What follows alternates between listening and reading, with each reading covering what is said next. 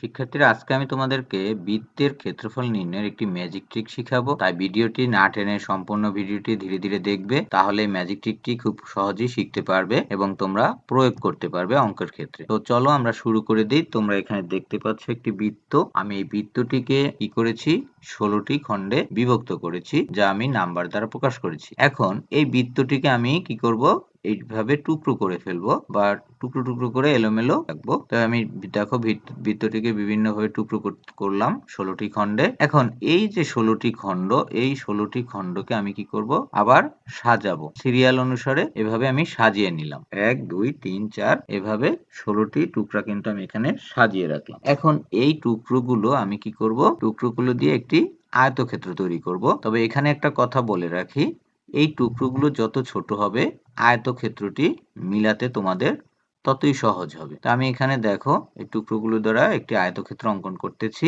আশা করি তোমরা বুঝতেছো কিভাবে আয়তক্ষেত্রটি অঙ্কন করতে হয়। এখন এই যে আয়তক্ষেত্রটি আমি অঙ্কন করলাম এই বৃত্তের টুকরোগুলো দ্বারা, এখন আমরা কি করব, এর সাহায্যেই এই বৃত্তটির ক্ষেত্রফল বের করব। তো দেখো কিভাবে করা যায়। আমরা এই আয়তক্ষেত্রটির এখন ক্ষেত্রফল বের করব। আমরা জানি যে আয়তক্ষেত্রের ক্ষেত্রফল সমান দৈর্ঘ্য ইনটু প্রস্থ। তাহলে আমাদের এই যে আয়তক্ষেত্রটি, এর দৈর্ঘ্য আমরা এখন বের করব। এর দৈর্ঘ্য হচ্ছে পরিধির অর্ধেক।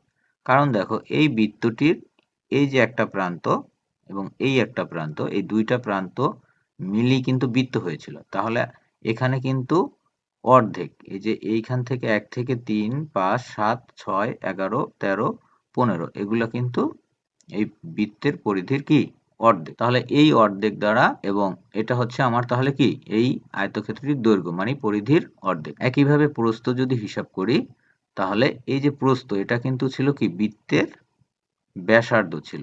এইখান থেকে শুরু করে এই পর্যন্ত এটা কি ছিল, বৃত্তের ব্যাসার্ধ। তাহলে এখানে প্রস্থ হচ্ছে আমার বৃত্তের ব্যাসার্ধ মানে আর। তাহলে এখন আমরা যদি দৈর্ঘ্য এবং প্রস্থটাকে গুণ করি, তাহলে কিন্তু আয়তক্ষেত্রের ক্ষেত্রফল পাবো। তাহলে আমরা এই বৃত্তের ক্ষেত্রফল হচ্ছে পরিধির অর্ধেক ইনটু ব্যাসার্ধ।